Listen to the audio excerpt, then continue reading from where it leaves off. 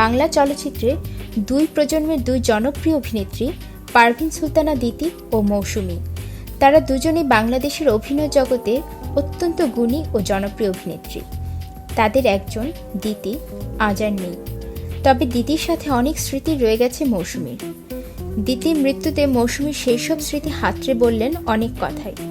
জানালেন তিনি দিতি কেমন ছিলেন, বলেছেন তার সংগ্রামের কথা এবং শেষ কবে দিতির সাথে তার কথা হয়েছিল। মৌসুমী বলেন, ফেসবুকে তার অসুস্থতার খবর পেয়েছিলাম প্রথম, দেখে খুব খারাপ লেগেছিল। হাস্যোজ্জ্বল দিতি আপাকে দেখেছি সবসময়, খুব আপন মানুষ ছিলেন আমার। তিনি বলেন, আমি দিতি আপার কাছ থেকে অনেক কিছু শিখেছি। ছেলেমেয়েদের জন্য অনেক কষ্ট করেছেন। শেষবার যখন কথা হয় তখন আমি সিনেমার কাজে লন্ডনে, ভিডিও কলে কথা হয়েছিল আমাদের। মৌসুমী বলেন, দিতি আপা আমাকে একটি নাটকের গল্প শুনিয়েছিলেন। তার ইচ্ছে ছিল আমাকে নিয়ে নাটক বানানোর, আমারও আগ্রহ ছিল, কিন্তু সময় হয়ে ওঠেনি।